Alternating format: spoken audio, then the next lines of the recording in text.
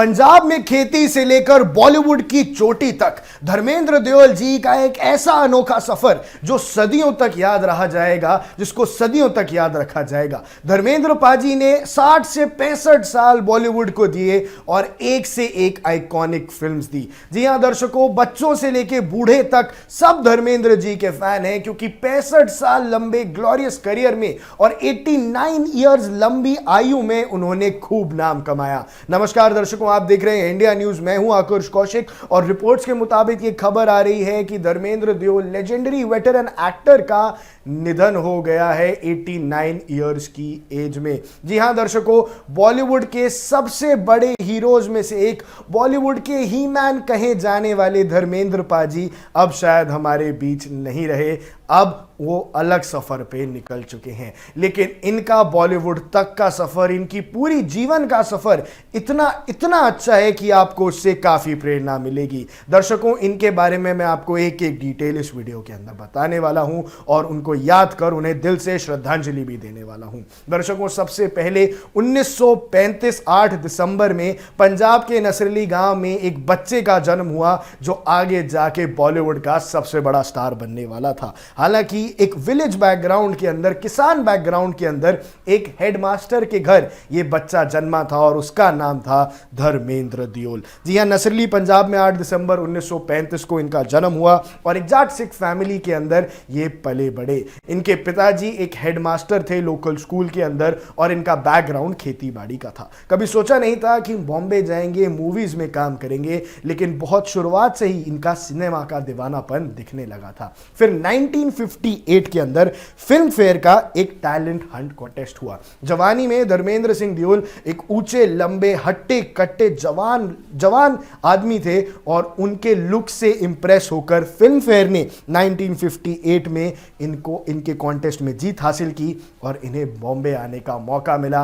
इन्हें बोला कि आप बॉम्बे आओ और मूवीज के अंदर ट्राई करो। अब ये मुंबई आ गए एक्टिंग को परस्यू करने के लिए, बिना ज्यादा पैसे लिए, बिना कोई सपोर्ट लिए, बिना कोई गॉडफादर लिए, सिर्फ अपने टैलेंट और अपने एक्सट्रीम गुड लुक्स के साथ। फिर इन्होंने डेब्यू किया 1960 के अंदर। जी हां दर्शकों, इनकी पहली मूवी जो आई थी वो 1960 में आई थी और 1960 से लेकर 2025 तक 65 साल का एक ग्लोरियस करियर रहा इनका। सबसे पहली इनकी फिल्म थी दिल भी तेरा हम भी तेरे और इन्होंने उस फिल्म से ही आते ही अपनी एंट्री अनाउंस कर दी। बॉलीवुड में एक नया हीरो जो हट्टा कट्टा भी है और बहुत सुंदर है। कई इंटरव्यूज में ये बात सामने आई है कि उस टाइम की हीरोइंस इंक्लूडिंग जया बच्चन ये कहती थी कि धर्मेंद्र जी से गुड लुकिंग एक्टर कोई भी नहीं है। इसके अलावा जब इनका सबसे बड़ी पहली ब्रेक मूवी आई जिसने बॉक्स ऑफिस में तबाही मचा दी, चार्ट्स को टॉप कर दिया, वो थी फूल और पत्थर और ये मूवी आई थी 1966 के अंदर। जी हां दर्शकों, 1967 में आई फूल और पत्थर ने धर्मेंद्र देओल जी को एक सुपरस्टार बना दिया, घर घर में इनका नाम पहुंचा दिया। इतनी सक्सेस रही कि इसके बाद आने वाला दशक इन्होंने कंप्लीटली रूल किया। कंप्लीटली 1970s में ये सबसे बड़े स्टार थे विदाउट अ डाउट। अपनी फिजिक की वजह से शुरुआती करियर में तो इनका रोमांटिक एरा था, अपने करिश्मेटिक ऑरा की वजह से, अपनी बहुत सुंदर लुक्स की वजह से ये शुरुआत में पहले एक रोमांटिक हीरो के तौर पर कंसिडर किए जाते थे, लेकिन अपनी फिजिक की वजह से, अपने बड़े बड़े हाथ और मसल्स की वजह से ये पहली बार बॉलीवुड के ही मैन कहलाए गए और बॉलीवुड में पहली बार कोई ऐसा हीरो आया भैया जो हट्टा कट्टा था। बॉडी बिल्डिंग इन्होंने जिम जाके तो नहीं की, पर नेचुरल स्ट्रेंथ इतनी थी कि उसी के बाद से बॉलीवुड के अंदर बॉडी बिल्डिंग का कीड़ा आया। सलमान खान तक ने यह कहा था कि भैया धर्मेंद्र जी ही वो थे जो बॉलीवुड के अंदर स्ट्रॉन्ग बॉडी का कॉन्सेप्ट लेके आए थे और ये उन्होंने कर दिया था 1970 में ही।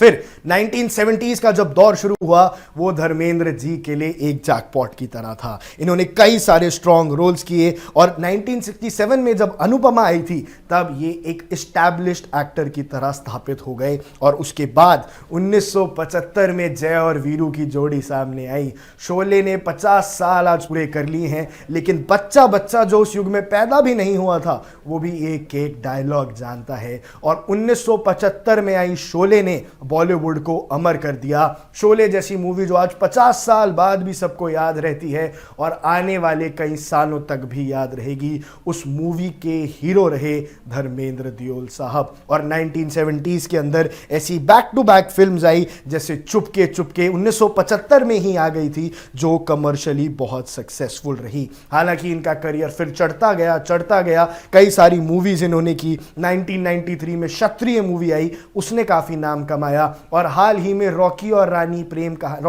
की प्रेम कहानी में भी इन्होंने एक रोमांटिक रोल किया। 87 की उम्र में एक ऑन स्क्रीन किस करते हुए भी दिखाया। और इनके मिजाज को, जिस हिसाब के वो एक्टर थे, जिस हिसाब के वो इंसान थे, उस मूवी तक में बखूबी समझाया गया। जी हाँ दर्शकों, अपने फैंस को एंटरटेन करते करते ही जा रहे। और जिस दिन वो गुजरे उसी दिन उनकी आखिरी फिल्म 21 का पोस्टर भी आ गया। अब इसके अलावा वो सिर्फ एक्टर नहीं थे, उन्होंने फिल्म्स प्रोड्यूस करी हैं, कई सारे अपने बैनर विजेता फिल्म्स के अंदर। वो elected as a Bharatiya Janata party के एमपी भी हुए, बीकानेर कॉन्स्टिट्यूएंसी से 2004 से 2009 तक, यानी पॉलिटिक्स के अंदर भी बीकानेर की तरफ से उन्होंने रिप्रेजेंटेशन की, एमपी भी रहे बीजेपी की तरफ से, और हर जगह अपना योगदान दिया। हालांकि इनकी फैमिली लाइफ में थोड़ी बहुत कंट्रोवर्सी जरूर आई। इनकी फर्स्ट मैरिज हुई थी प्रकाश कौर जी से 1954 में, जो सनी देओल और बॉबी देओल की माता जी हैं। उसके बाद उनके साथ 2 बेटे थे, और इसके अलावा उन्होंने हेमा मालिनी से भी शादी की, जहां ईशा और अहाना देओल उनकी 2 बेटी हैं। ईशा देओल ने धूम जैसी मूवीज में काम किया, सनी देओल एक अपने आप में बड़े लेजेंड बने। सनी देओल ने घातक और गदर, एक प्रेम कथा जैसी मूवीज की और आने वाली जनरेशन के बड़े सुपरस्टार बने। बॉबी देओल ने भी नाम कमाया, हाल ही में मैड्स ऑफ बॉलीवुड जैसे, तो अपने पूरे बच्चों को भी एस्टैब्लिश करने के बाद ही धर्मेंद्र जी ने इस दुनिया में हमारा साथ छोड़ा। लेकिन धर्मेंद्र दियोल जी के इस शानदार नजरिए को हमारा सलाम है, और हमारा सलाम है कि कैसे उन्होंने बॉलीवुड में इतना नाम कमाया एक गांव से आने के बाद। इन्होंने film fair life time achievement award भी जीता था 1997 में, और इंडिया का 3rd हाईएस्ट सिविलियन ऑनर जो पद्म भूषण भी इन्हें मिला था 2012 के अंदर।